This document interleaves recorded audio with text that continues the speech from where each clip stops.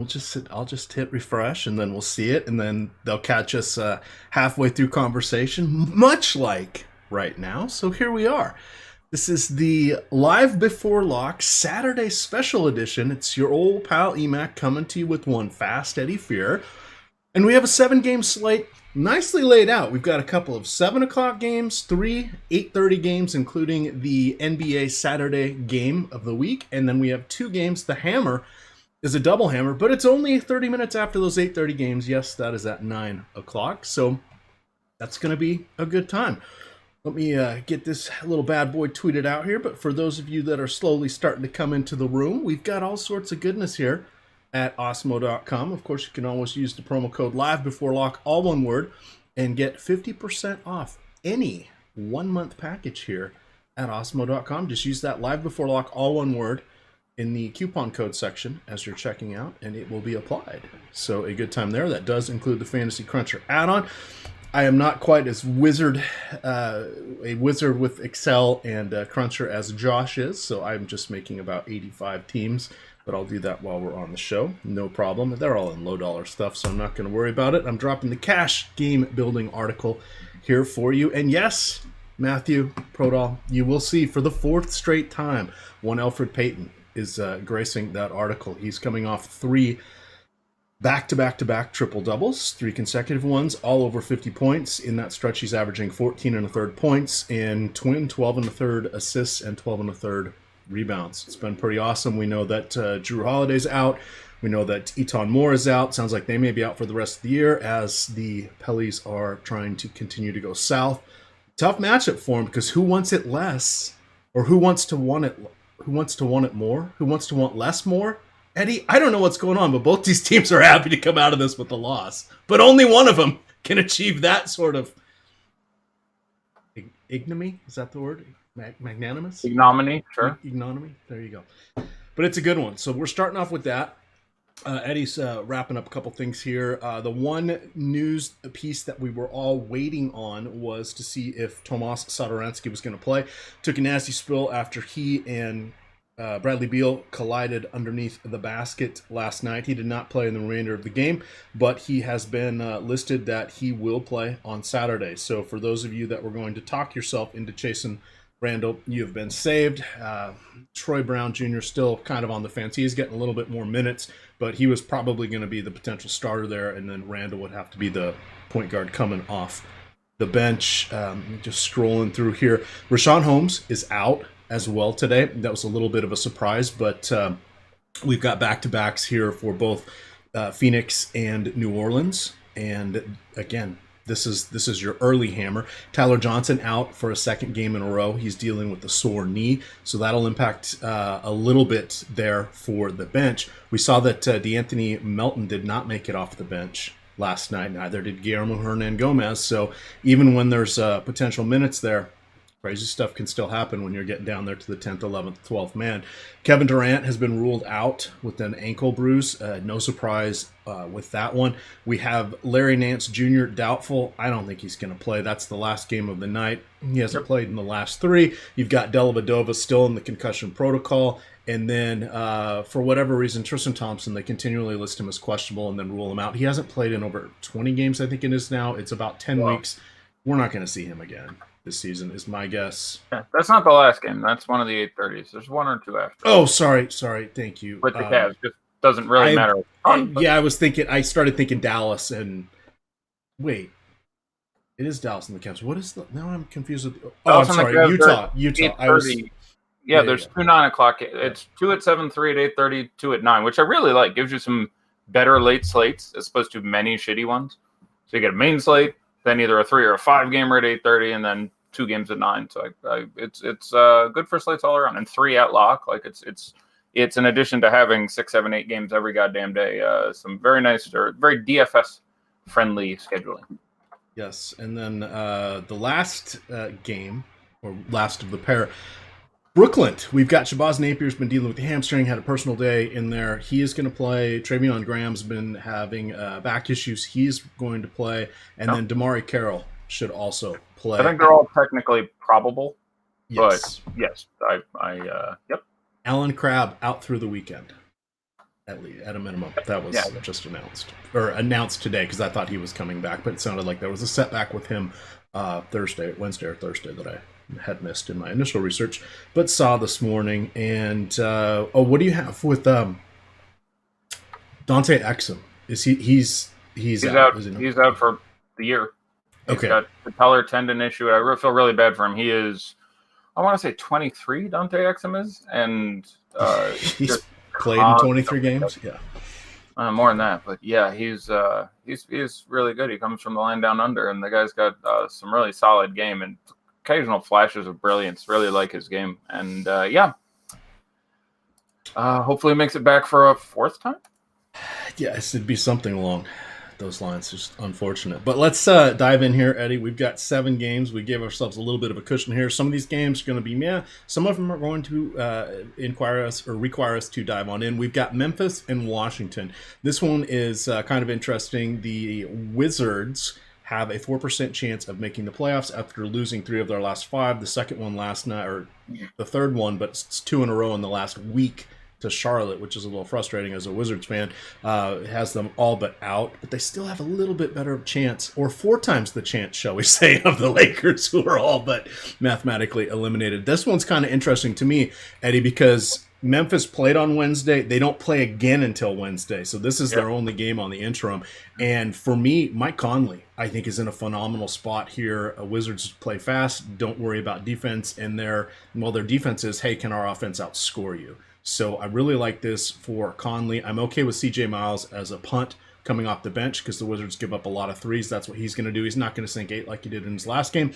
In fact, he had 9 in the 5 games coming into that last game, 9 made 3-pointers, but he should take 6 or 7 today, and I'm totally fine with that as a punt that I haven't seen many people talk about. And then the first question that I will tee up with you, Jonas Valanciunas, Joakim Noah, but the Wizards really don't have any bigs. Are they going to get enough court time to be relevant for us, Eddie?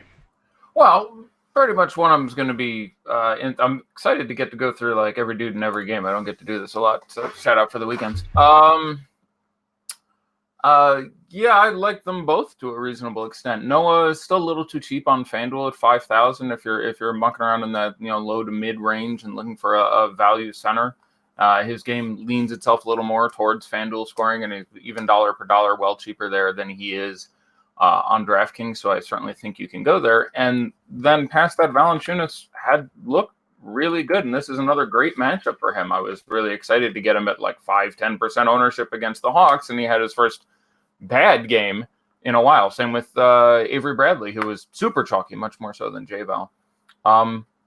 I like both those guys, presuming their production looks like the half dozen games that preceded it and not just this last game. And what's a pretty great matchup for these guys, going from, basically the slowest team in the league to one of the 5 or 6 fastest, I think. So, I think Memphis is definitely one of the teams that have a lot of interest in here. And talking about the bigs, especially DK, $6,500 for Valanciunas.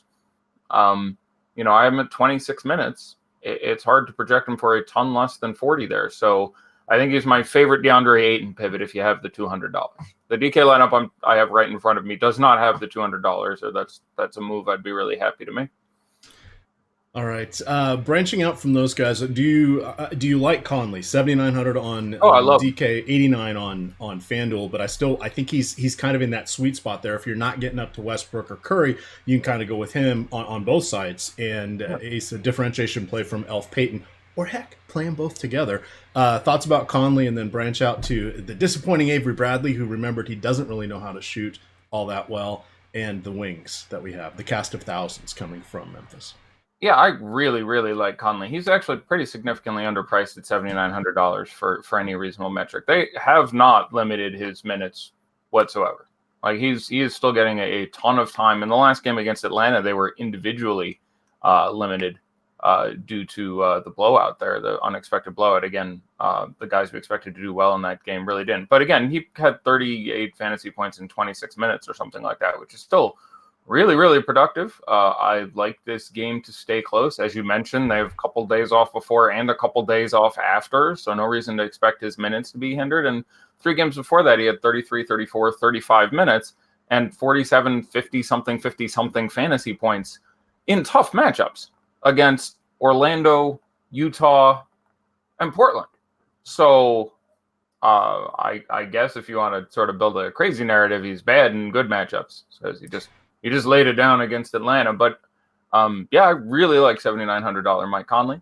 I'm a fan of getting. I mean, I'm pretty much want to have a Grizzly in there, and certainly the three favorite I'm looking at are Valanciunas, Bradley, and again, assuming DK pricing. FanDuel makes it a little bit different. Noah is probably my favorite guy there at 5,000 flat, or even Delon Wright, I think is a possibility. But yeah, site to site, I'd like Conley. I like Bradley. I don't think Rob is out of play. It's like, weird FanDuel punt. Could randomly get there if he starts. I like Valanciunas. I like Delon Wright still. I think is perfectly fine at 5 and 5.3 is the number for him. I don't mind CJ Miles. He's a guy I'd really want to be able to drop. So he's up to 44 on FanDuel. That kind of stings. 37 on DK. I love Josh Jackson. I love Check Diallo now. There's a lot of guys I like more in that sort of $3,700 forward range. So would have a lot more trouble getting there. But obviously the upside is there. And this, as you stated correctly, is a Wizards team that gives up a lot from behind the line. So that is obviously where he eats. All right, let's talk a little bit about the Wizards. We'll hustle through some of this because we want to make sure there's time for questions, and we got half a dozen more games. But Washington favored by a bucket, 225 over under there, the home team. We do have phenomenal matchup. I don't want to say matchup situation for Bradley Beal. I read an article, and I didn't mention the source of it on the show this morning, but I believe it was from The Ringer, and they were talking about 5 crappy teams to watch, but what you want to watch for. And then the cool thing they had about the Wizards was that Bradley Beal is one of 3 guards that is, I think this might be since John Wall went down, but which has been quite a while, but averaging 25, 5, and 5. So it's Westbrook, I think it was Kurt or Harden, and then Beal is the only 3 that are doing that right now. And as Josh has mentioned on a couple shows, it gets a little tricky here because if Beal makes the 3rd team All-NBA, so 6 guards are going to make the All-NBA team, but if he makes the 3rd team, he will be eligible for that Supermax extension that'll kick in, and he's got this year and 1 more year left on his contract, but it would kick in then. So who knows what's going to happen, but he's right in the mix there. There are 3 or 4 guys that are right there, but he's neck and neck with all of them for that 5th or 6th spot. So it's kind of interesting. Love him tonight. We've got a lot of point guards to choose from. We get him at shooting guard on some of the sites. Talk about Beal in context with some of the other apex predators, shall we say, this evening. Yeah, and that is really there are 3 issues with Beal. One, which I'm not super worried about, is he played 45 minutes last night. And again, coach came out and said, he's just playing basketball. Human beings go through much harder things than playing 40 minutes of basketball, so don't worry about it too much, which is inane, stupid, asinine, irresponsible, and really, really not something you want to hear out of your head coach. But great for you if you want to roster him in DFS tonight. So minor bit of concern for that. The real concern would be, the pace obviously is unexciting, though it's picked up a little bit. It's not quite as dreadful, but still very solid defensively. And there's some individual guys who guard him fairly well, but the upside is probably greater for me. The other thing you mentioned that would be concerning is combination to some of the other apex predators, as you put it there. I can't take him heads up over Luka in one lineup.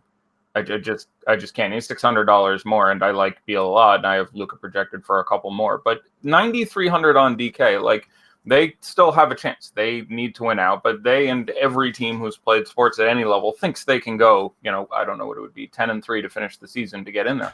So you have no reason to think he isn't going to play 40x minutes. He is only $9,300. He obviously carries a whole lot of water.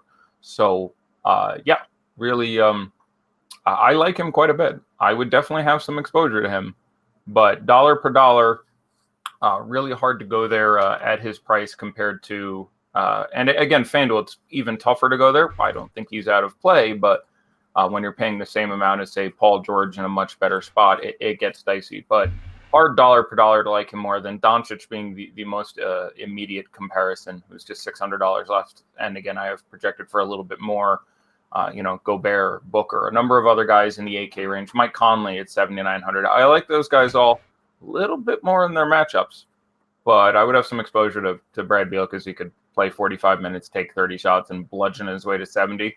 Wouldn't really surprise me. So one lineup, I don't think I get there. A lot of lineups, I would want to make sure I have some of that. And a lot of guys, actually, from this Washington team. I like Satoransky, especially on DK. He's only 5,800. I don't expect him to be limited in any way. I assume he was not concussed, or the entire going through the protocol thing happened very under wraps and very quickly. Yeah, I watched that a couple times last night. It happened while Lofty and I we saw the replay while we were live on the Early Bird podcast, and it looked like they both kind of hit hips, and I mean it looked like I was saying whiplash car effect. So I thought that might be why he was out. So he didn't like hit his head, but he could have done something because they hit each other hard. It was like the two football players, and they're going in for the tackle, and the ball carrier pulls back, they hit, and that's not what you expect in a basketball game. And I don't think either one of them saw it coming. So I think it might have been more a surprise. I'm a little worried that there could be some additional soreness, neck, back, what have you. So I'm a little bit more tepid on him. But no, I think that's a very reasonable concern. I would not be shocked to hear him, feeling banged up. And he's probably my least favorite of the 7 Wizards that I think are very much in play. But I'm just a fan whenever you get guy who's questionable, who I expect to play probably without limitations. You're going to get Tomas Satoransky on a medium-sized slate at 2.5% owned. Okay, I'm interested in that. Obviously, I probably would not play him alongside Beal. But Ariza, again, DK, the price is particularly beneficial, 5,200. Jeff Green can get hot. It's going to get his 28, 30 minutes. 4,500 is still kind of droppable on FanDuel, and small forward is the position you're looking to drop whenever possible. 4,200 on DK is a perfectly reasonable price for him, probably getting you 20 and adding some sort of ceiling. Portis, again, DK, positionally, and 6,100 is a guy who carries upside. I don't love him in this spot, but again, after shitting on people recently, a la Valanciunas, he's a guy who carries a real upside. Who I'd have to look at the exact ownership we project, but certainly isn't out of play to me. Jabari Parker, more a FanDuel play, where he's the exact same dollar per dollar price. I'm not a big fan of Jabari Parker these days, and he's had a lot of great games just because I don't think the shooting is sustainable.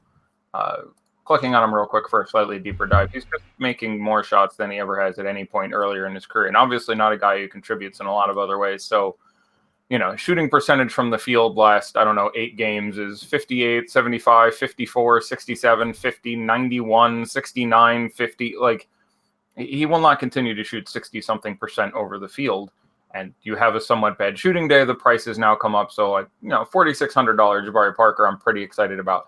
$5,900, you're asking for a lot. But again, FanDuel, where the position is sort of bad.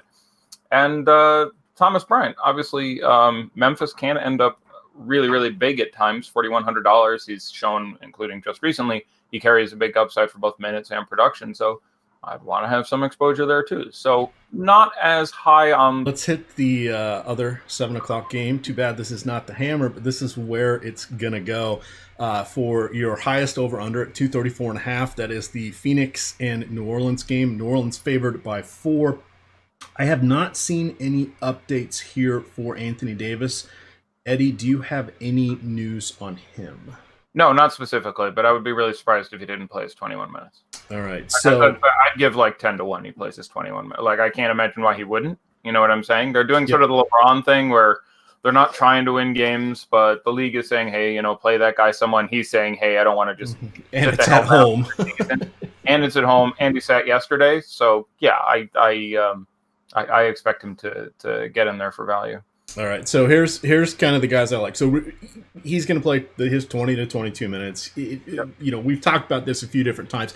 If he plays, he's an adequate play in cash games on DraftKings. Not so excited about him on FanDuel. I just don't see the tournament upside on either site for him. You can get him in. I think he's in tier 5 tonight on the DraftKings tiers. I don't mind playing him there. He's been about 20 to 25% owned on a lot of the slates because he pops up because he's still averaging just over 50 fantasy points per game, which keeps him at the top of their default sort list. So he's not going to be a sneaky play there, but he's a totally fine play because you don't have to worry about the salary, and a lot of those other guys in that range don't have the 40 fantasy point upside that he does. So he's perfectly fine. He has more than 40 fantasy. He's upside. He's averaging more than 40 since they put him on the 21-minute limit. Basically, he's averaging more than 40, I think. So he has 50, whatever, 55 point. I mean, it sounds ridiculous. That's 2.6 fantasy points a minute, but he's averaging 2. Yep. So if you look to the guy I like, Julius Randle, he had 21 points in the first quarter last night against Portland. He had 45 points, 11 rebounds, 6 assists, 2 steals, 3 blocks. I'm not expecting that today, but I'm expecting a solid game. So I do like him on DK 8100, FanDuel 8500, perfectly fine. Yahoo 36, love it. Have you seen the news that they are going to limit his minutes? Oh, I have not. Yeah, Coach Gentry came out and said that he wouldn't play anything close to what he played yesterday and would try to keep him around 30. Okay, I'm where I was going with this is I still like him for the upside. It's going to be a fast-paced game. I think 32 to 34 minutes was where I was going. Okay, now we'll say 30. I think he's still in play. Makes it not quite the slam dunk I was envisioning. I like it. In play is fine. I think I gave him a C and a B in tournaments, which at that point, again, at that price, now you're spending more than you're spending on all those other 8K guys I indicated I really liked, and you're obviously hitting the ceiling somewhat. Now, it's as good of a matchup as you're going to get. I probably right now would project him for like 29 minutes and 43 fantasy points, which is not dreadful, but now you're spending a little more than you're spending on Kevin Love and a little more. So it knocked him down many pegs for me. But again, I wasn't terribly surprised because, you saw both him and Elf play 42 whatever minutes last night. And Elf is playing for a contract. He's an unrestricted free agent. Randall's under contract to them for another year. So I am not surprised they're going to be a little more cautious with him. And I think the fact that we didn't hear any concurrent news out of them regarding Elfrid Payton would indicate to me that there's a real chance he does hit 40 minutes again. And this matchup is real. And this is a matchup where I very rarely give a shit about revenge. Yeah, I think he's not thrilled with the Suns. I was on Elf day one, predicted the first of the 3 triple doubles, kind of on him second day. Yesterday, I thought it was a little bit point chasey in a somewhat difficult spot. Nope, apparently not. He just, for this team now, just initiates so much of the offense relative to either his days in Orlando, where you saw, Vooch leading the offense sometimes and other guys on that team, or earlier this year with Drew Holiday in there. This is to a certain extent who he is. So in play on FanDuel, and I really like him. He has a AA ranking for me on DraftKings. Like, I have to endorse that, especially absent any minutes restriction news when such news was released for Randall concurrently. Yeah, absolutely, and he's going to be probably my guy from this game. We do a little free article for those of you who are in front of the paywall that covers your core cash game plays. Talk about a game to stack, and then we do a fantasy cruncher tip of the day. Just show you the different ways you can utilize fantasy cruncher. But I'm going to temper my expectations for the cover boy now a little bit with Randall, but I still love DeAndre Ayton. Now I understand in the premium Slack, Eddie, when you were mentioning you like Check Diallo. Yeah, and Gentry named him. Okay. Gentry specifically said Check Diallo will get more time tonight. We're going to cut back on rent. So I had Diallo at 21 minutes. I now have him at 25 minutes. I have him a red hair behind Josh Jackson still, who I really love. But now I have Diallo and Josh Jackson as quite superlatively my best 2 value plays of the day. Certainly DraftKings, FanDuel. I still like Josh Jackson a lot. I'm trying to remember Diallo's price. So I got to look that one up. But giant fan. All right. Anything else from the Pelicans before I turn you loose here on the many solid options we have from the Suns? The only other guy I can kind of think of maybe would be Fred Jackson. He's going to be very points dependent, but there's going to be some shots available in this game for him. Fred Jackson, you say? Oh, God, what did I do wrong? Frank Jackson? Frank. Oh, my God. I'm just having fun with you. I was thinking downtown Freddie Brown, that back in the day, 1977, 78, Supersonics world champions, but that's besides the point. Exactly what I was thinking about. So, Frank is again, down on the list of tournament guys for me, but just tournaments. But again, real chance you see 20 shots out of him. And this is a matchup where you would think, well, more likely that he could, put some of them, some biscuits in the baskets. So Frank, fine for me in tournaments. Kenrich Williams is 4,400 on DK. I still have him for 32 minutes. This is a wicked pass game. I mean, I would rather play him than chalkier McCall Bridges, where they both profile kind of similar. Like, yeah, you've seen random upside games, and you're obviously spending a little bit more there. But if McCall Bridges is going to be chalk, I'm going to look for any number of guys in that range, including Kenrich on this team if you can get to that price. And Darius Miller, who's 38 on FanDuel, small forward, you can throw him away. 3,400 on DK. He's usually producing in like the high teens or something, but he is a guy who has the upside. The shots are going to be there. You'd rather have Davis out for the whole game, obviously, but only 20 minutes of Davis, only 30 minutes at most of Randall, by the way. Like I'm not shocked if they're just like, yeah, gosh, Julius and Alvin Gentry maybe isn't master of mathematics and he randomly gets 27. Like, so that's one of the reasons I haven't projected for 29 minutes, because I would be more inclined to pick the under on 30. I think that's more possible than getting to the over. Darius Miller, frequently has gotten most of his minutes on a back-to-back, has seen, roughly even time on both ends in the past this year. Has been getting a lot of time since the injury. Played 31 last night, which is a little bit of concern because that's more than he's played in quite some time. So maybe that number is down tonight, but 3,400, I think he's very much in play against the Suns. And another shout out for Check Diallo, who is 4,100 on FanDuel, which I still think is just great. I'm going to have to think about him and Josh Jackson for a little bit there, because you save, I think, 300 off Josh Jackson. And pivoting over to the Suns, I liked Josh Jackson a lot last night. Having Troy Daniels get the start would not have been in my top 3 guesses, and it wasn't. But I was right that it wasn't going to be one of the point guards that they were going to let Booker get his hands on the ball more. They had some comments that led me to think that's how it was going to go, and that is how it went. That's how I expect it to go again. And Josh Jackson, is can be a very high upside guy. The matchup is obviously great for him as well. I worry about foul trouble, especially in the first half. At his price, there's a real upside there. Took 15 shots yesterday in his 27 minutes or whatever it was. Only made 5 of them, but still was very good at his price, and better spot today. So Josh Jackson, again, and Check Diallo, 2 guys from this game, my fans there. Josh Jackson versus Kleber versus Diallo versus Williams. I'm going to check prices on all those, but it's going to be Josh Jackson and Diallo for me, still by quite a bit. I don't mind Maxi Kleber, but he has overperformed a little bit recently, and Kenrich for me, I definitely have a tier down from those other twos. And again, Kenrich Williams is 44 on DK and 51 on FanDuel. Josh Jackson is 38 and 44. Check Diallo is 38 and 41. So I have Diallo and Jackson raw points slightly ahead of Kenrich, and then when you factor in significantly cheaper, they're a tier ahead for me. I don't have a problem if you play Kleber over those guys, both of whom I presume will be more popular. All right. Hitting the Suns a little more. Kelly Oubre is probably my favorite guy amongst all of them on DraftKings, because he qualifies at shooting guard and small forward, which gives you access to 5 positions. So that's awesome. Booker is completely fine. I'd still give Oubre the slight edge. And then I am more nervous, I think, about Mikal Bridges. We have him at 25% for DK popularity at the moment. Do you want to go over or under for Bridges and for Randall? And I'm assuming it's under for Randall. Right now he's in at 36%. I think we see that number probably hold around 30. Which Randall? Julius Randall in this game. I would want like 5%.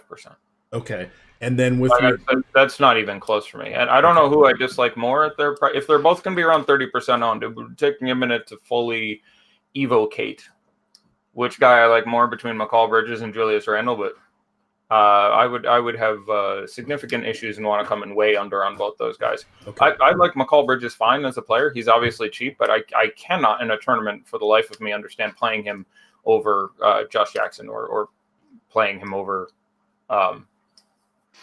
any of the other value guys. Like I'd rather play Darius Miller. So For some reason, the name Chuck Diallo is the other one I was thinking about there. So he's just not an upside guy. He takes like 5-6 shots a game. It's not even FanDuel where you're picking up the extra steal block bonus where he has a certain defensive presence and can do something with it. So, and then Julius Randle, like if you give him 30 minutes, it's a great matchup. I guess I like that a little bit more. I'd probably be at 5% Bridges, 10% Randle. Okay.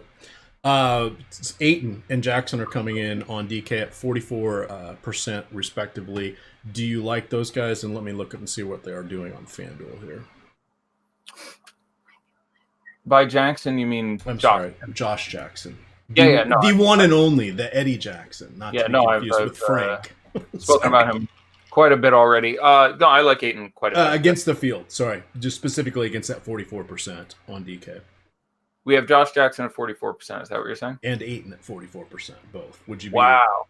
Ayton, I'm going to comment under on. There's enough other centers to go at, and while I like him quite a bit as a player, and obviously there's quite a bit of upside here, you do still have 30 minutes of Randle and 21 minutes of Brow, who can cause both foul trouble and certain offensive issues. Rebounding isn't as good.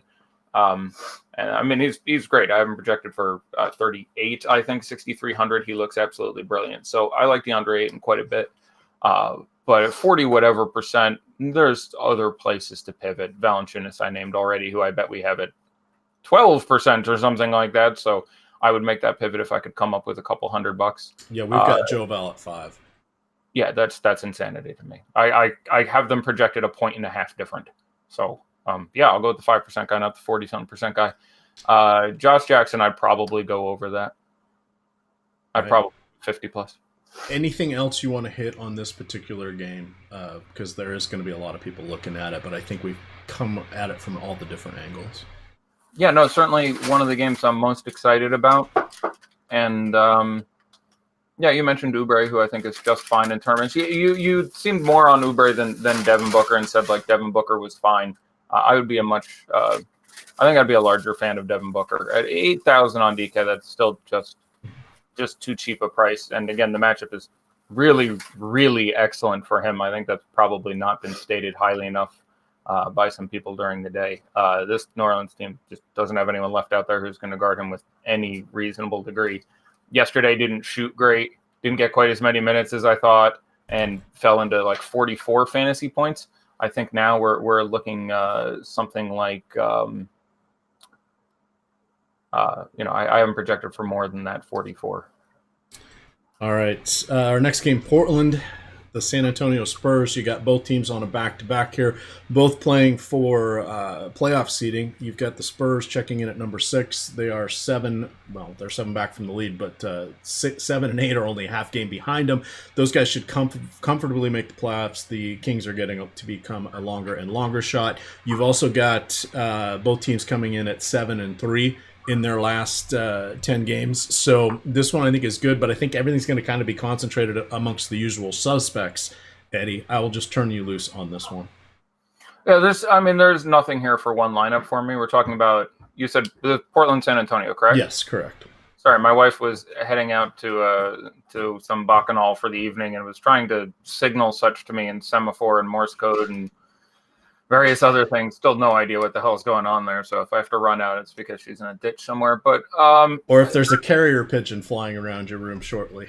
I think I fear starting a fire to use smoke signals as our next form of primitive communication.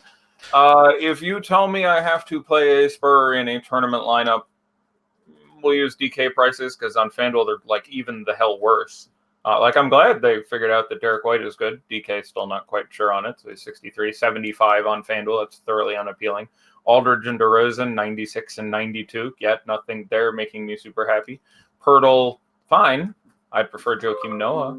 I don't think we have any specific news on exactly what we can expect out of Rudy Gay / Jakob Pirtle, who are tied in a certain amount in production here. So I'd like to get that news before I take. But none of these guys profile that great for me in a matchup between two teams that are above average defensively. And we just have games with guys who are cheaper that project to score higher and play faster. So Pirtle's fine. I have absolutely no problem. He's cheap. He's one of many guys. If DeAndre Ayton is going to be 45 goddamn percent, I would probably rather take a crack at. Gay, really tough to worry about the minutes on a back-to-back. Again, I was pretty negative on the Spurs yesterday because I thought, look, all they need to do is get a little ahead of the Knicks, and I expect them to get shut down and not see a lot of minutes, and that's exactly what happened. None of the studs played a second in the fourth quarter. I would prefer DeRozan to Aldridge on either site. If you were inclined to go there, I like the matchup much better for him on paper, or at least a little bit better for him on paper. And for what it's worth, this is the fourth time these two teams have played this year, and DeRozan has outscored Aldridge all three of the previous times, which is what I would expect. So if you're forced to go to one of those guys, I don't mind Derek White as a low-end GPP play, but not a ton for me on the Spurs to get excited about here. Again, on a back-to-back. These teams both want to win this game. A little more bullish about their production today than, say, yesterday, but still Popovich back-to-back related concerns, and again, just not priced that damn well. I'm looking at the Melton getting the start for the Sun. Before you get there, Jakob Poeltl, 4,400 on DK's popping for a few people doing crunches. How do you feel about that? We know that Rudy Gay was somewhat limited last night. Poeltl still was in the starting lineup. Gay played, I think it's 17 or 19 minutes. Poeltl, if I'm remembering correctly, was like 19 or 20. I'm expecting about that from Poeltl today. I don't see a ton of upside, but I don't hate that price point at 4,400. I mean, if you think 19, 20 minutes, I have basically no interest. Like, I guess maybe he goes, I'd rather he got it off the bench. Now you're telling me he gets 19 or 20 minutes against Nurkic at 4,400. I still have him a long, long way behind Jackson and Diallo and a number of other guys who are cheap at that number. All right. How do you want to react to the Melton starting news? Yeah, I'm going to take a minute and do that while you're talking about something in a second to do some digging, because I did not expect that. So I am, in all honesty, unprepared. Talking about the Trailblazers for a second first, then we can pivot off. Again, FanDuel, not terribly nice with the pricing. The only guy in FanDuel who I'd have any real interest in is Al-Farouq Aminu. I don't have a problem with that $4,400. That's droppable. That's cute. Get you above some of the chalk, including like Josh Jackson and stuff. I think he would be, to some degree, still in play for me. Beyond that, you do your thing. Just real quick, we got two fun things here. One, you can always use promo code LiveBeforeLock to get 50% off any 1 month package here at Osmo. And then if you go to the Osmo pinned page on Twitter, the pinned tweet, I've just dropped it in the YouTube chat. There's a chance for you and two friends to win 1 full month of Osmo premium content. All you have to do is follow the instructions on the pinned tweet, and you will be eligible for a drawing that we will do. We're doing this for spring break, so I'm guessing we'll probably run this for, you'll have your opportunity for about another week to enter this contest, but hey, it should be a lot of fun. Little early March Madness there for us. I had just a couple more quick things on the Trailblazers. Okay. So Aminu, as mentioned on FanDuel, where that price is a little more appealing. On DK, I would probably rather play Mo Harkless. Again, questionable tag, Mark of Cain type discount on the ownership. Slightly more productive guy. Again, way behind the Josh Jacksons and Czech Diallos of the world, but I'd have shares in 100 lineups. And then CJ McCollum at 6,800 is cheap, serves as I assume Klay Thompson will be a little more chonky. This matchup in general, roughly equal for the proportional production between Lillard and McCollum. With the return of Derek White to the lineup, who played in only one of the 3 previous games this year, it tilts a little more back to McCollum for me, and he has the most advantageous price of either of them. On DK, where it's $6,800. And I don't think Lillard is out of play at $8,800. It's still Damian Lillard. No reason to get it twisted. And Nurkic, another guy, I guess we have him probably at like 13%. Throw a number out there off the top of my head. And I probably would try to find my $900 for that if I could, instead of 45% Ayton. Again, I like Ayton a lot. In cash, you want to play Ayton? Thumbs up. Tournament, you want to play Ayton? Thumbs up too. But, I would not match 40-something%. All right, we have Nurkic at 3% right now. There'll be another update. This last one came in about 40 minutes ago, so I'm sure there will be some moving and shaking here. Anthony Davis confirmed starting as well, as you were intimating there, Ed. Looking at some of these here, one thing I did want to call out about this particular game is I kind of like it if you're going to build 4 or 5, have some fun in low-dollar tournaments and hit on the primary players in it, just because if this one stays close and something unforeseen happens in the other 2 popular games, we'll be getting to one of them. We just covered the other one, which was Phoenix and New Orleans. But I kind of like this particular one, coming in at things from a somewhat contrarian angle. And I think there are still some decent plays on both sides of it for that robust 8:30 3-game slate. Again, I discussed the plays I like, and obviously as we start to pull games off the slate, I would be a little more interested. But at the price of guys, it's my least favorite game of the day to stack. You told me I have to stack one of these games that's coming in last pretty easily for me. I just, the prices are simply not there to make that as functional for me. And I could go game. I don't want to take all the time to go game by game and discuss all the other games. Yeah. I was just calling this one out. Even the two late ones with Indiana and Denver and Utah and Brooklyn, guys are just priced more easily to make that happen. And the prices on FanDuel for a lot of those guys are just dead in the water for me. So I hear you. I like, if you're going to play, guys who are off the beaten path, go ahead and go with a game stack and try to get something to work there, but it's tough for me to endorse that. Yep. No, and those are very, very valid points. Moving along here to our next one at 8:30. Let's hit the national game. It's Golden State. It's OKC. We've got a couple people saying they just can't get away from Dennis Schroeder, particularly on FanDuel. Good. I understand the price, and when I was playing around making some FanDuel lineups as I was working on my article, he kept kind of landing in them. I just don't see a ton of 30 fantasy point upside from him. We haven't seen it very frequently, even when Paul George was limited or out, or others were. I've just been a little disappointed in him, so I'm not as excited by him. But let's use that as a starting point to talk about the Thunder, Eddie. Yeah, I love him on FanDuel. I think he is one of my favorite shooting guards. 5,000 is too cheap, easily evidenced by the fact he's whatever 500 or 600 more on DK. I don't think he's out of play there. There's really nothing about this matchup I don't much like for him. I'd like Paul George out or something. The shooting has been down a little bit recently, but the minutes are there. Removing Durant makes the defensive problem a whole lot easier to solve. Not that Iguodala doesn't do a very adequate job, who I expect to see the most minutes of the guys trying to fill in that spot. But even a personal history for him, they played twice this year, both in the fall. I think October and November. One game, Westbrook was out and he had 45 or something. I think we can safely ignore that. The other game, Westbrook and George were in, and he had 45 or something. Someone in chat throw that at me when you get a second. I don't have it up, but there's plenty of pace there, and he's just too cheap on FanDuel. I don't think you need to play him. There are a lot of shooting guards in that 5K range I like. You can go down a little for a tolerable, especially in cash, Wesley Matthews. You can go up a little for Jordan Clarkson, who I like and is underpriced there on FanDuel. There's a couple others I want to say. I'm loading it up right now. I apologize for the delay. But who the hell else was there who was like 52, 53? Delon Wright, Karis LeVert.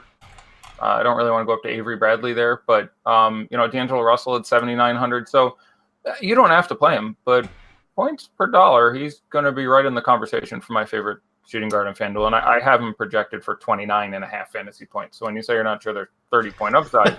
It's right there. It's right there. Yeah.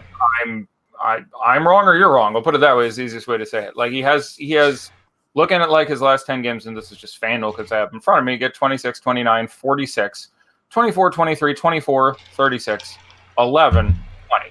20 sucks. 11 sucks. 23 and 24 you're not super excited about, though FanDuel, again, due to the way positional scarcity works, you're spending down, and unless you think some of the shooting guards there are going to be Gonzo, which I don't, there's no one there that I'm absolutely falling over myself in love with, you're not really crying in your cornflakes if you get 25 out of him. So I like Dennis Schroeder quite a bit. All right. As we look to Russell Westbrook, Paul George, Jeremy Grant, Steven Adams, anybody standing out in particular here? I kind of like George a little better than Westbrook on both sides, but I'm trying to get Westbrook in on DK. I found that Curry and Elf Payton build was a little more my style with Paul George on FanDuel. What do you like amongst the other stalwarts from the Thunder? Yeah, I had something very similar much of the day. I think I ended with Curry and Jalen Brunson, and Paul George on FanDuel, but we're in the same ballpark. So Westbrook and George on DK are just still too cheap. They're not Luka underpriced. They're not, there's and again, you can make an argument which defeats itself that everyone on DraftKings is underpriced, which would mean by definition no one is underpriced. But 10-8 for Westbrook is too cheap. I have him, just a hair shy of 60 here. I'm fine with that price. My biggest issue with him is Mike Conley and Devin Booker and Rudy Gobert and other guys who cost $2,500 less than I have projected for 10 fantasy points less. Like Rudy Gobert costs $8K. I have him projected for $49. It's really hard for me to find $2,800 to get up to $59 for Russell Westbrook if I'm just measuring that sort of exposure. But on FanDuel, I prefer Paul George pretty significantly. Just raw points per dollar, $1,500 less. I would slightly prefer Paul George. And then one's a point guard and one's a small forward on FanDuel. So that one's pretty easy for me. DK, I have him just about right. But I like both those guys quite a bit.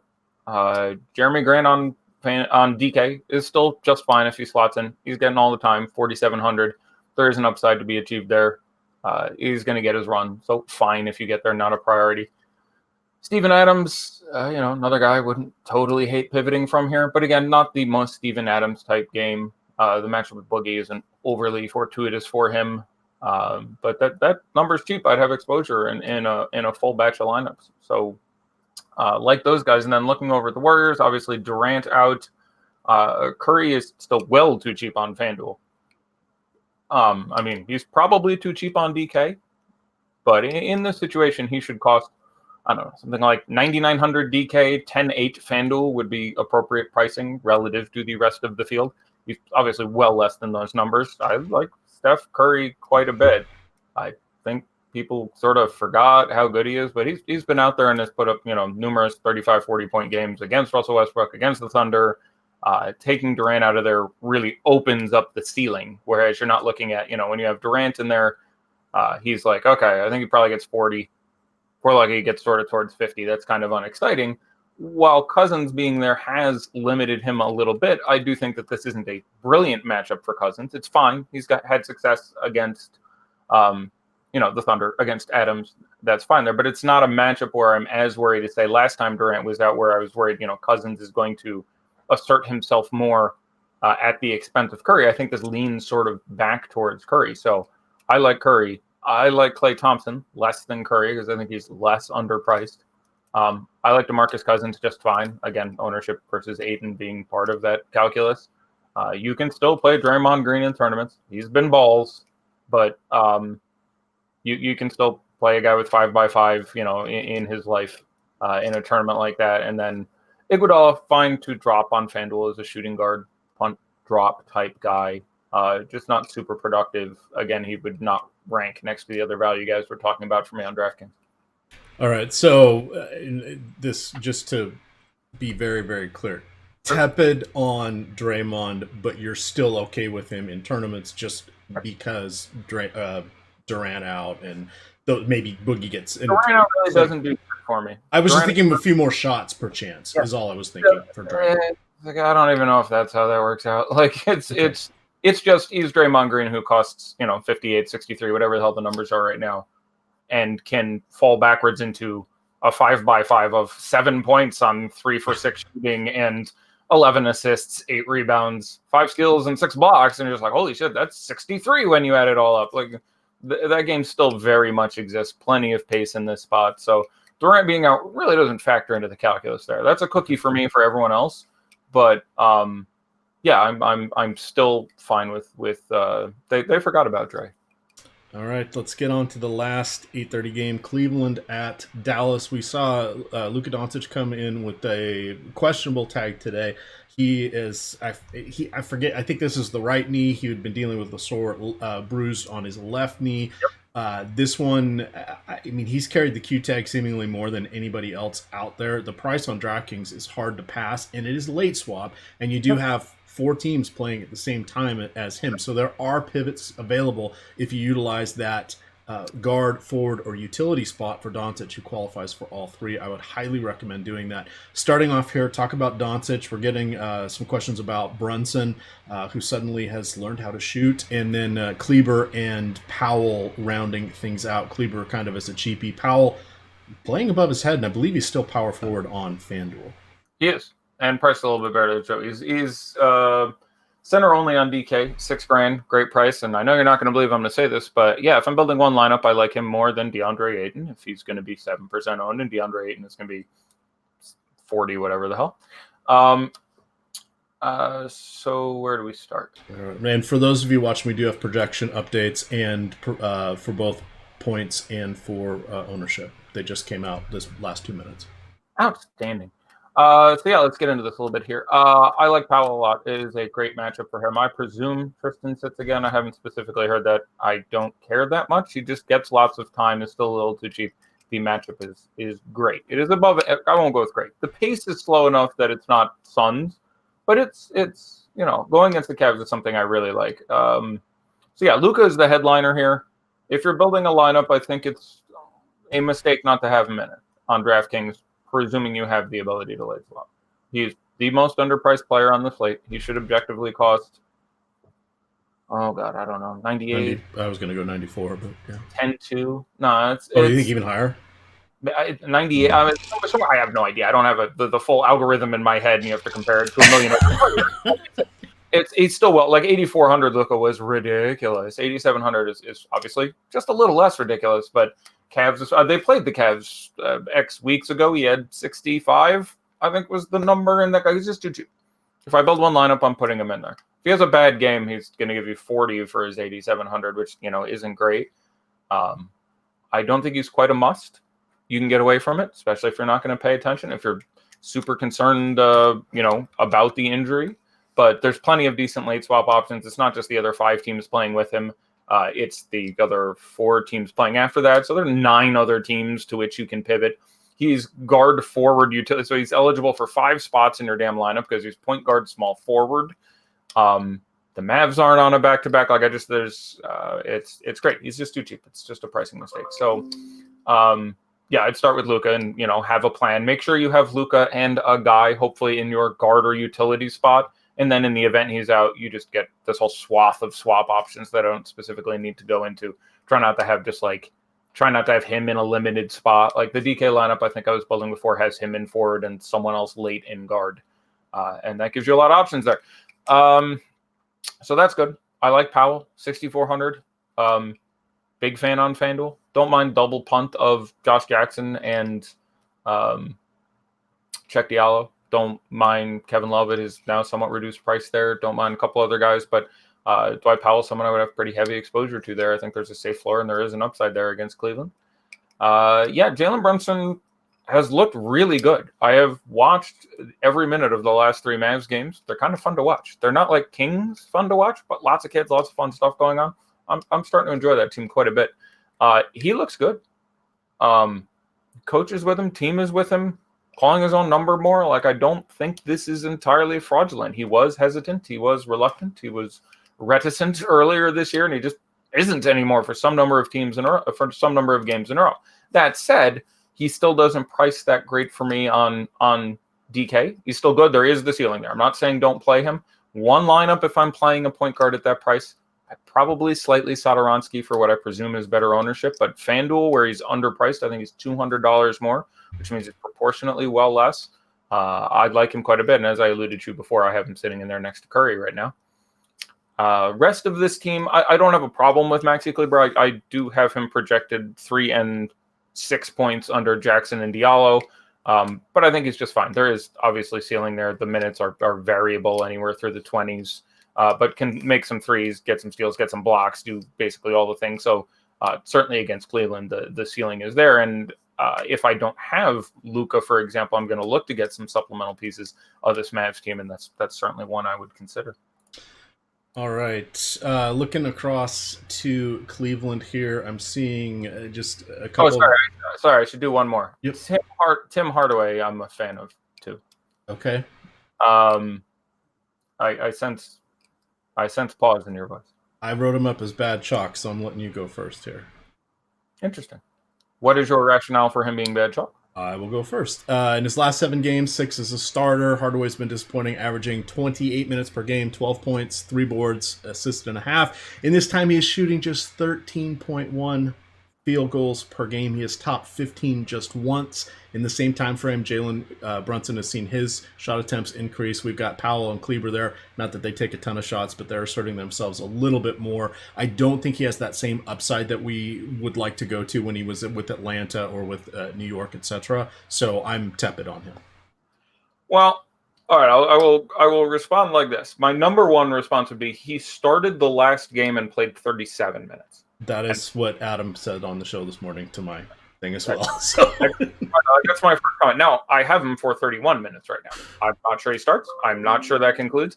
It's also worth pointing out leaving the spot for him opens you up towards Luka being out possibility where he does start and he does play 35 plus minutes. And that feels really good. So that would be the first thing I would say. Second thing I would say, I don't have it up in front of me, but I think he's taken at least double-digit shots all of those games. Yes, he has. And the price has come down from, 5.5, 5.4. Like the prices continue. He's 48 and 46 now. Like I don't know how when you say bad chalk, I don't know how chalky that is. I think I have to pick somebody that's in the early projections at 20-ish% owned is kind of the rules I've set up for myself. So let's see where he comes in. He's coming in at 16 right now on DK, and he's coming in at 21 on FanDuel. So this is not like me hating it like I've pointed out Real Neto, Hernan Gomez, a few other people throughout the time. This is just, I don't think he's got the same role. If and I'm assuming Doncic is in. If Doncic is out, all bets are off at that point. Yeah, if Doncic is out, he's great. He's my favorite player on this team. Yeah, he's my favorite player on this team if Doncic is out. Even if Doncic is in, I think a reasonable production at this point. I don't have it up in front of me. Has he made half his shots in any of those games? I can think of 3 where he was like 5 for 11, 7 for 15, and 3 for something. So I'm not even sure he's so at some point he will make some baskets, and I think I could argue against the Cavs as a decent spot to get off the schneid. So I don't know. It's I think 16% is about the number I would like to see. He's not great at that price, but I would differ with the categorization of bad chalk. Like McCall Bridges is bad chalk to me. Okay. Hernan Gomez yesterday was dreadful chalk. Apparently, for the second time in 3 games, DeAndre Ayton will be. He's not bad chalk today. I can't go with that, but I think that's too much. 40 whatever again. So yeah. So those are the clapback points. People make their own decision. I generally like him and think he's fine. All right, we've got 17 minutes from Cleveland. Kevin Love, 7,800 on DK. Interesting. Shetty Osman, Colin Sexton getting minutes and usage. Ante Zizic, 4,100. Reasonably decent matchup for him. Do you like anybody from the Cavs? Ante Zizic is in play for me as a bargain center. Jordan Clarkson is in play for me, especially at the FanDuel price, which is too cheap. Prefer him to Colin Sexton in a vacuum. Assuming we don't get any weird news shaking up my expectation, just them. And of course, Kevin Love, who I have slightly behind, Gobert and Booker and a couple other guys in that 8K range. But FanDuel, the price is much, much, much better. So I can certainly see going there. All right. Just looping back, one last question. Somebody's asking about Dragon Bender in cash on DK. He's 3K.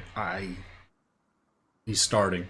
If you have $100, I have a feeling there were some guys I liked. Starting is moot. He has started 6 games in a row. Yeah, like he plays 15 minutes. Like I'm pulling 15 out of my ass, but I seem to recall the minutes being extremely limited.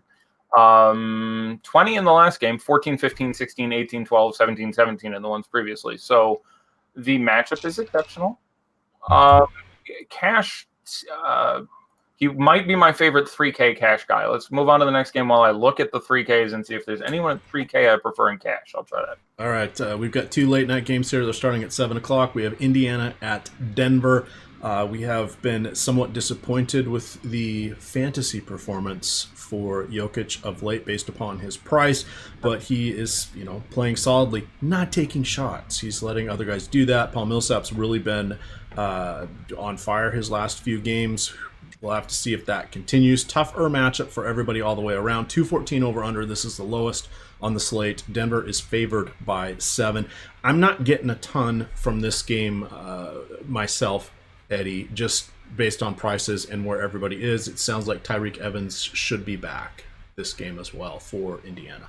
Yeah, so I never doubled back on DeAnthony Melton. I am presuming you cannot pivot from Dragon Bender to DeAnthony Melton. If you could, I would prefer that. I have DeAnthony Melton at 21 minutes and 16 fantasy points right now. That is my best guess. I think he's fine. FanDuel, you can drop him. He's 3,000 on DK. There's a chance my minutes are woefully off, and he plays a ton of time, and he's a guy who can get hot and give you a point a minute, maybe play 28 minutes. So, and the match again is ideal. So I'm fine with exposure to Melton. If he was 10, 12% owned, I'd be happy. If he was 20% owned, I'd want to be under that number. Yeah, I agree with your analysis regarding the Denver and Indiana game. Both these teams, some degree of concern for me. Again, Indiana traveling into some altitude here, which is not completely irrelevant for me. The prices on a lot of these guys aren't great. Matchup on paper, the guy who looks best is probably Bojan Bogdanovic, but not super upside guy, and the price not as cheap as it might have been. So FanDuel, you told me I have to play one of these guys in a tournament. In order, it is probably Tyreek, because he's 3,500 and I can drop him at small forward. But after that, if you're not going to let me get away with that subterfuge, Wesley Matthews, who I would like less than Tim Hardaway. And then I guess Miles Turner or Thad Young, who between steals and or blocks, roughly in that order between the two of them, possess that sort of upside. But they don't price that well for me. Darren Collison still finding cash for me on DK. 6,200 is a bit of a discount for him. And last time I said this, I mentioned his calling out my own mistakes, is woeful personal history with Westbrook, where he has been below average for him and had many, many floor games. He's also had, I will say, out of the 20-something games they had played against each other, 30-plus minutes, he had leading into that last game 4 games of like 35 or more, or 40 or more, and he had another one there. So shout out to him in a difficult spot getting that done against my doubt. 6,200 on DK still makes plenty of sense for him. Thad Young there at 59. That's fine in tournaments for me. Miles Turner there. I bet you can't guess what I'm going to say about him. He's the odometer. Nope. He's a strong pivot to DeAndre Ayton at $6,300. See what I did there? Caboclo will start and not Rob. All right. Anything else from this one, or do you want to hit that last one? I should discuss Denver at least for a second. I like Jokic a lot in tournaments. He carries a massive, massive upside. Just missed his triple-double last time by a couple points, in which he gave you 40-something in a game in which he was woefully unengaged, got in some foul trouble, only played 30 minutes. Like, the ceiling is there. I would want to have some Jokic. Paying up on DraftKings, I massively prefer Rudy Gobert, who I have projected for only a couple fantasy points less. FanDuel, I think it's pretty close for me there. So Jokic, just when you have all the other starters there, and obviously recently more assertive Millsap, and the full strength team, does not get the usage he used to, and that obviously decreases the frequency of his 60-plus games, but it's still there, and I would want to have some, especially considering what I imagine is high single-digit ownership. The rest of the guys in the wings, Millsap still fine. Price obviously appropriately has come up a little bit. I think there are better options, point per dollar. The matchup for all these guys, again, Pacers is not brilliant. You're not loving that. I don't know what we have projected for Monty Morris right now, but at 4,300, 4,000, I still like him. Mostly just tournaments, but even as a cash punt, he got, in that last game where he was really chalky. Him and Jeremy Lin were the chalk guys. Jeremy Lin had his minutes, I was going to say inexplicably, but I will change my adjective to unexpectedly, for me at least, very limited. He played 21 or something like that and was very productive in his time, but he busted as chalk, and Monty Morris was very unproductive in his 31 minutes. But 31 minutes out of a dude, you can drop him on FanDuel at 4,300, 4,000 on DK. I would still have some Monty Morris. We have him at 11% on DK. Morris, that is. Yeah, I would want, that's about right. I might go a little more than that, but again, the matchup is pretty bad. So no one here to salivate over. 6,300 Jamal Murray, of course, can get on top of that in tournaments. So, yeah, fine with you grabbing a couple guys here for a GPP, but nothing I am focusing.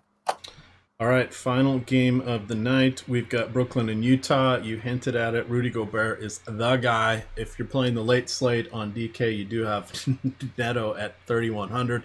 I do have to mention him there. Ricky Rubio is the one guy that people are asking questions about. His minutes have not quite been there the last few games, but there have been some blowouts. There's been some other extenuating circumstances. He is now healthy after dealing with hip injury and groin issues, but should be good to go. Do you like Rubio where he is underpriced on DK. How do you feel about potentially an overpriced Mitchell, and what else do you want to go with here? Yeah, so touching on both sides of this game real quick here. Rubio, obviously $4,900. The 99-cent psychological price pointing is making everyone go, what? Like $5,000, he's far less interesting, but $4,900, everybody is in a tizzy. Yeah, I have him for 26 minutes here. This is an above average matchup for me. I like him quite a bit. It's still just tournaments for me, but I think you can safely think he gets 24, 26 minutes. There is a ceiling beyond that. I presume he is rounding back into shape, so will be a little less deferential towards Donovan. So I think he's a good tournament play. Again, it depends where the ownership is. I have a feeling it's 10, 15%. I think that's appropriate and just fine. FanDuel not out of play at 5,900. Obviously, I would rather guys like we've been talking about with Elf and Curry and Brunson, but I don't think that's out of play at $5,900 at home against the Nets. Donovan Mitchell, again, FanDuel price really tough to climb up to. 8,300 on DK. Fine, but he's my worst ranked of all those guys, including DeRozan. So he's coming behind DeRozan and Booker. Certainly across the ball, D'Angelo Russell, et cetera, et cetera. Ingles, better on FanDuel. Fine to roll out there. Not super excited. I like Dark Favors on both sides. Much more of a favor spot than a Crowder spot for me. Has the upside, has played well more frequently than not recently, just tournaments, but I like him quite a bit. And Gobert 94 or 800, 9,400 or 8,000. I love him. He's one of my favorite centers. Either side. I would not overthink it. Again, I have him projected for less than a point under 50. That feels very good for me. Looking across the ball, this is a goddamn mess. And they are on the front end of a back-to-back. And Treveon Graham is back and healthy. And Shabazz Napier is back and healthy and will play his dozen minutes. And DeMar Carroll is back and will play his X minutes. And so all that scares the living shit out of me. And most of those guys are forward eligible. Please refer to Jackson, Josh, and Diallo, check. Takes most of these guys out of play for me. All right, so the real guy I'm interested in here is $7,300 D'Angelo Russell. That's D'Angelo Russell at $7,300 goddamn dollars. I haven't looked at the ownership yet. I'd have like 15%, regardless of what the field has. There's just a chance for him to stomp the living piss out of that number. I don't expect him to be that popular. He prices into that same range as, between Booker and down to popular Elf and etc. So D'Angelo Russell, the guy on this team who is going to draw my attention the most. The rest Doncic is out. Oh shit, boys! Okay. All right, I got to do a few changes here. Yeah, go ahead. Sorry, peeps. All right. So it is in general a boost to everyone else on this team. Let's talk about it individual. I would now prefer Tim Hardaway Jr. to Jordan Clarkson and the other. I presume I'm double checking. I assume he is a shooting guard. He is. I would now prefer. Let's try that again. Tim Hardaway Jr. to most of these guys. We got 6 minutes to go here. It doesn't have to be all the Hardaway. I like Hardaway a lot, but I do think he is the chalkiest pivot in this situation. So I want to talk a little bit about some other guys who I think would bear some interest as well. I would have some exposure to Trey Burke in my player pools. He's a guy who can get a lot done in a very limited period of time. This moves Dorian Finney-Smith for me from basically out of play to a strong tournament play and a reasonable cash play at 3,600. I will, again, on top of my heading this, still have him behind Diallo and Josh Jackson, but not by that much, and he is on DK, saving you $200 over each of both of those guys. I would now rather play Justin Jackson to Dragon Bender to go back 7 questions to that guy. Jalen Brunson gets a cookie. Certainly like it. Dwight Powell gets a cookie. Maxi Kleber, I like quite a bit more as well. FanDuel now one of my stronger plays and would be up there with Jackson Diallo. So, there's the takes. But basically, get some non-Mavs out, get your Luka out, get some guys not named Luka in. Yada. Ta-da. Lobster. All right. If you want to just read a couple questions for me, Eddie, I just have to change my main lineup. My apologies. Okay. Don't need you to do your job or anything. Just handle your own business. Couldn't help it there with the... Okay. The Slack chat. Where are you? YouTube, you're just out of luck. I'm not even looking at that. Hardaway, baby. Hardaway. Oh my God, scrambled. Yeah, being able to deal with these situations in a situation like this, which seems a little bit redundant now that I say it, is, key, kids. Like I say again and again, you should almost fire drill this shit. 2 minutes left. News comes that changes whatever the hell it is, X to Y. What do you do? Yeah. Let's see other things that are interesting. Not seeing anything that resembles a pertinent question. So, I love my bad chalk of Hardaway now becomes phenomenal play. I'm locking him in my cash game. Phenomenal is too strong. Cash game. I'm putting him in my cash game on FanDuel or DraftKings, Eddie. I think you should be in those. I think that's absolutely fine. I have no objection with that. I do not at this little time with the news coming out. I'm presuming it was approximately 8 minutes before lock. Yes, I do want to massively overexpose to Hardaway because not enough people, I think, will get there. So if his ownership was, I'm guessing 16%, I think you said 20%. Yep. He gets up to 26, 27 now. I still like being on top of that number. So I do endorse the Hardy pivot and getting up on that shit. But I'm just looking at some of the other options. Thoughts on K-Love with the Dallas news? Not as specifically relevant. They will run a little bit bigger. They will run a little bit slower. Not a significant effect for Kevin Love. Still just great. 4K under or 4K or under small forward on FanDuel is a question from Premium. Off the top of my head, it's Darius Miller at 38, but I am a peeking. Let me click on the Dallas game and see who is the small forwards from that game there. It's still going to be him over Justin Jackson, who I can't get much over 20 minutes. So clicking that back off, 4K and less. I imagine my answer is going to be Darius Miller here, but I will do my due diligence. Shock, it is Darius Miller. All right, we're just going to run one big crunch here. Cool. Do your thing. Make that money. And let's see. This is where I'm not as savvy as our buddy Josh, but we shall see what happens. So I have two tricks that I kind of do in this situation. One, I go take I'll make half my lineups and I'll just skip the early games. I really like these early games, so it becomes rather tough for me to do that. So I will be giving up my game stack section of teams for that 8:30 game, but that's sometimes what you got to do because it's better than getting zeros. Because I had a lot of Doncic everywhere, so. Yeah, so I hope I did a decent job of explaining that for everyone. But hopefully there's some last-minute questions. We are under 2 minutes. Top pay-up play on DraftKings. It's a really complicated question. It would be your definition of pay-up play, but it's going to be either Rudy Gobert or Russell Westbrook for me, I would think at this point, is how I would answer that. Are you done, or do you require me to... No, it's going slow because I think everybody's doing this right now. I understand. I would expect no effect there. Answer the punt. THJ versus Oubre DKGPP now. I think THJ is 46 and Oubre is 59, so it's really difficult for me to amortize that. I would probably prefer Oubre at lower ownership, and I think he's still just great at that price. Better bang for your buck on FanDuel, Jokic or Big Cuz? Cuz like 87 on FanDuel. I'm trying to remember that number. I apologize for not having it offhand. Jokic is 10 on the nose. I recall that specifically. Big Cuz is 88. I almost had it. I would rank them probably Gobert, Jokic, Big Cuz, believe it or not, between those three guys. Good question, though. Good question. Keep them coming. I love late news. Late news is how you make all your money. You should be happy with late news. Every time I see late news, I'm like, oh, I think I live in a world with late news. All right. Just running a massive train because this is taking way too long and I don't want to take massive train. Sounds like the washroom in prison. All right. Well, at least I have live lineups. Sort through that later. I'm going pretty heavy on Phoenix, it looks like. Oh, well.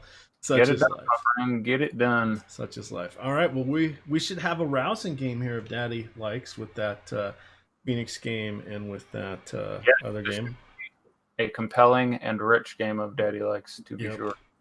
And apologies there, gamers. Normally I've got this stuff more wired, but I only have to do one show a week before lock, so I don't usually have the scramble while I'm also trying to get you guys information and going off with that. Let's see here. Conley and Brunt. Oh, that one's already locked. So apologies. All right, fellas. Not to fear. You still got a nice 3-game slate at 8:30 and a 2-gamer at 9. And there is one showdown slate on DK, and then there's probably going to be some halftime action for those late night games over there on FanDuel. I have not yet dabbled in the second half contest, Eddie. I have to draw the line.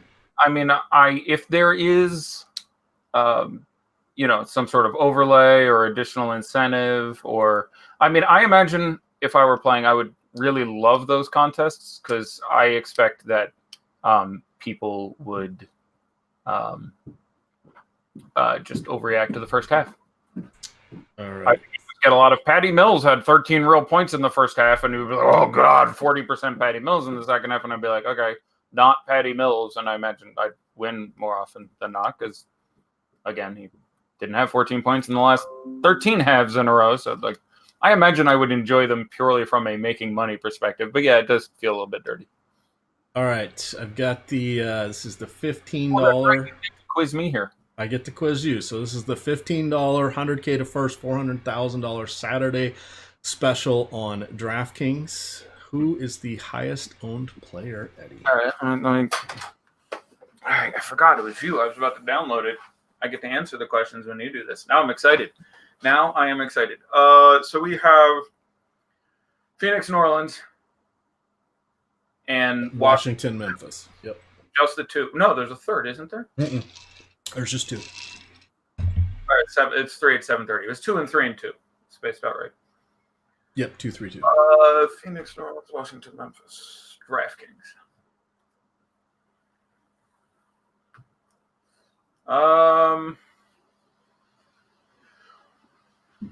Well, it's going to be Josh or Elf on top. Based on the numbers you read before and the lack of news there, I will say Josh Jackson number 1. Josh Jackson is number 2. Bullshit. All right, I will say Alfred Payton number 1. Correct. Nailed it. Okay. Percentage. Yeah.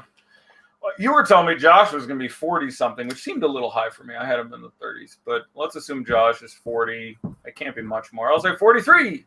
42, meaning a life. There you go. Shout out Douglas Adams. Good one. Number 2 is Josh Jackson. Would you like to guess a percentage there?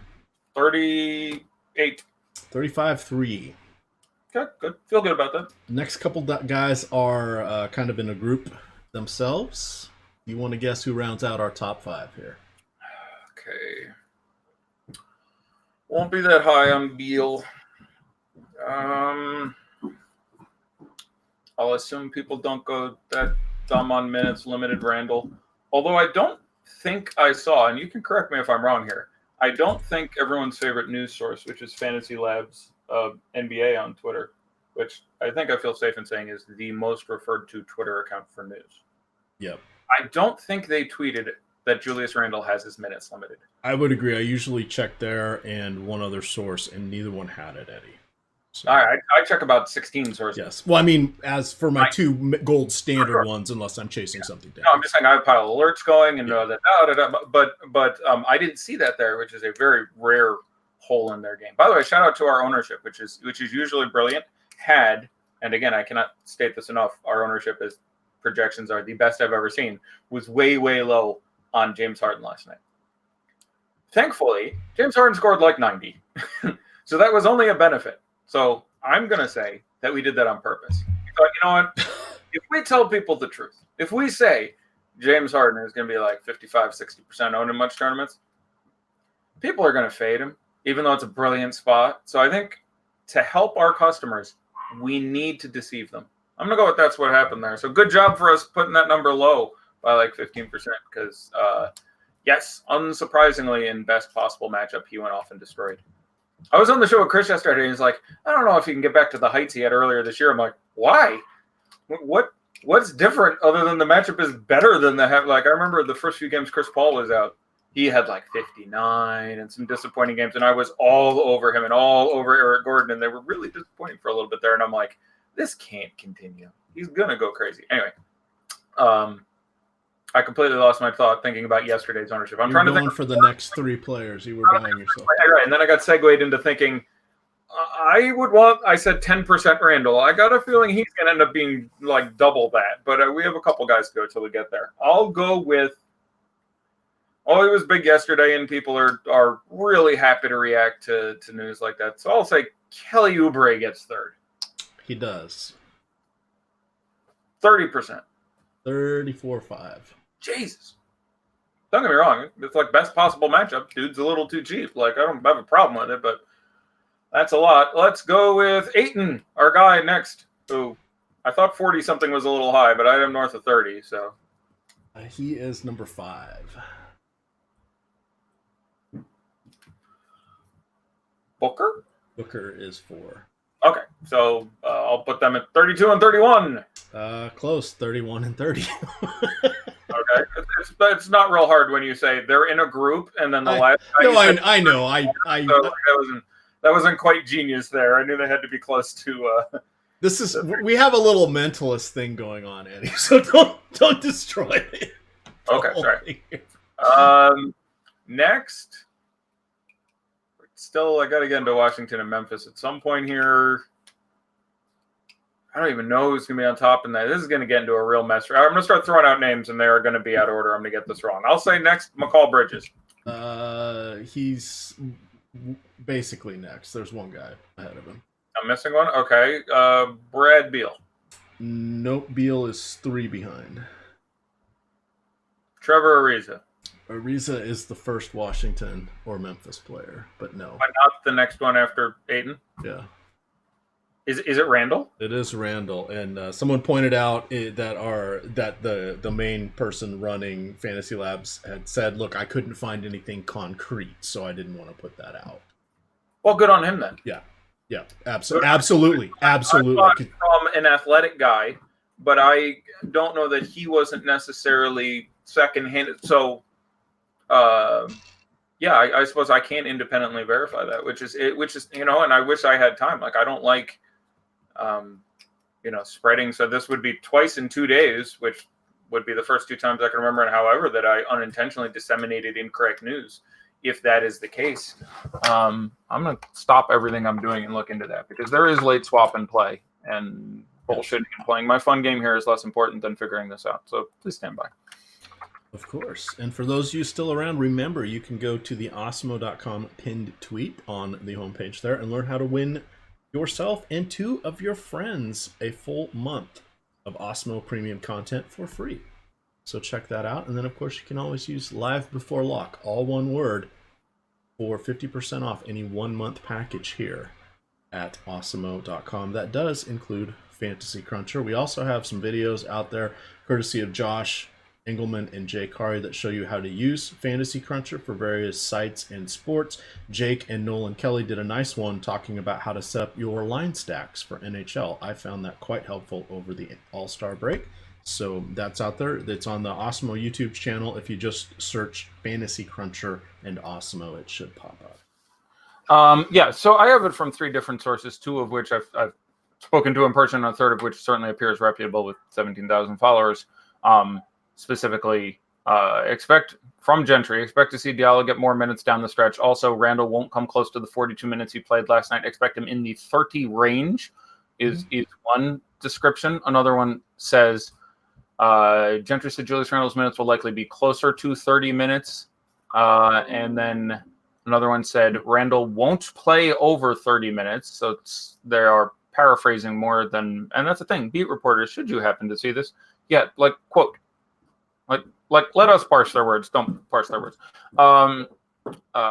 Gentry said AD will be starting, yada yada. Also said Julius Randle won't play over 30 minutes after his 42 minutes run last night. So I think that was likely the truth. So unlike and I'm waiting on my sternly worded email to my friend in the Pistons PR. What I presume happened there, since our phone call took about 45. Did you watch the show yesterday? I did not. Yeah, so I have friends who work for exactly 3 teams in the NBA, and one of them works for the Pistons. And he went to college with me, and we speak every 6 months or a year. And I tossed him a text about Reggie, and he said, "Call me." And so I called him. We had about a 40-second conversation yesterday at about 4:15 in the afternoon, in which he said, "Yeah, I spoke to the trainer. Reggie's ankle is swollen as fuck. He won't play, but we'll make the announcement around 5:30. And I said, okay. And I offhandedly mentioned it to a couple of people. Now, I didn't really give a shit because it was a 7 o'clock lock. So I didn't think I had anything really to spoil there, though it's nice to be in the know and in the skinny. So I mentioned it to a couple guys. So then we flash forward at 5:30 and he's in and he's starting. And I say, I tell everyone everything I know. This is literally exactly what was said to me. But he's starting against the Lakers. I still think at $4,300, he's obviously a really strong tournament play. But I guess my two takeaways would be, I wouldn't want to look to him in cash because I'm concerned he could be limited in some way. He has not sat a game the entire year. Apparently his ankle was from a secondhand source, really jacked up. And I would still have some interest in Ish Smith because I do think some sort of ceiling is still achievable there. And then he was great. And he played 27, 28 minutes. They even brought him back in the fourth quarter for a couple minutes at the end there. And a couple people moved to like $100 less Emmanuel Mudiay over their exposure to him because of my comment. So, I mean, I feel a little bit better because I, made sure to stress. Obviously, it can still go well, and I just reported what I was told. But, that didn't feel good. I felt legit bad about that. So. Yeah, and these are tough ones. So it's good that I mean, you always try to be first, but we see at least every third day something gets retracted or catches fire that wasn't really true. So, anyway, back to this little fun game here. So Randall coming in at 23, Bridges is at 19, and then Ariza is the first non person from that game at 14. What are the numbers on some of the guys I think I'm going to suspect that I like at their numbers? Give me the numbers on Tomas Satoransky. Satoransky 2.2. Yeah, I got a feeling I'm going to love that one. This one too, I bet, says again. And by the way, shout out to, I know it's shout out to Justin from Fantasy Labs. Does a brilliant job maintaining that account. And I think in general, you do want to defer to the side of being cautious. Like, you should miss a scoop rather than publish misinformation. A lesson I should apparently take to heart myself. I'm really doing the best I can, everyone. I've never tried to cover up anything. I actually try to make it really clear whenever I screw anything up because I want to do better the next time. That's the most important thing to me. But shout out to him. He's the fact that he, as one person, keeps that Twitter account as updated as he does, as regularly as he does. I literally can now think of 2 times that I've seen him miss something, and I've watched that Twitter account for something to the order of 1,000 consecutive NBA game days. So good on you. I just want to follow that up with a strong compliment. That guy is very smart, very diligent, and does an outstanding job. But also, due to this particular absence, I'm going to guess I get a really nice number on this one. Check Diallo. 6. Diallo, Melton, Miller, Frank Jackson, Joe Val, Noah are all between 5 and 6. Oh, well then. Sorry, I've never really wanted to rub one off on camera so much before. So I'll just say I'm fairly excited by 6% check Diallo against the Suns. With a lot of other pretty specious value. Let's make some money, folks. All right, two questions that people still have. Wait, did you say Valanciunas in there too? Yeah. Get it done, Big Val. Get it done. There you go. This is for touchdown. This team already has Hardaway and Brunson on it. Cool. Would you go with Millsap and Powell or George and Burke DK tournament? I would play Millsap and Powell because I like them both. You're still getting some more exposure to that game. No, I don't think that's too much exposure to that game without Luka there. There's a lot to go around there. So to answer the normal follow-up, and Trey Burke is in play for me. A lot needs to go right for that to work out. Like, I would have 3 shares in 150 lineups. I think it's very cute. The ownership is going to be brilliant. But, Trey Burke is pretty significantly the weakest of the plays under discussion there. And then this last one here, and we'll see who played themselves. DK Cash, Cousins and Pirtle, or Brunson and Powell? Brunson and Powell. Right. We're just going to hit this. All right. We've got... running down the last ones here. Bradley 4, Parker 4, Jeff Green 3-8, Kenrich 3-8, DeLon 3-8, Bobby Portis, birthday boy from yesterday 2-5, Thomas Bryant 2-2. We mentioned Satoransky at 2-1. Troy Brown at 1-1. Chasson Randall at 1. Jamal Crawford. Chasson Randall at 1. Yeah, Jamal Crawford 0.5. Ian Clark 0.2. Okafor 0.2. Chandler Parsons 0.02. Rashawn Holmes 0.12. Tyler Johnson 0.01. Drew Holiday 0.01. TJ Warren 0.01. Congratulations, Eddie. They played themselves. All right, so let's make the money. All right, last one, and then my wife's, I can hear her stomping around since I'm not down there for dinner. DK tournaments, Westbrook and Belly, or Jokic and Tim Hardaway Jr.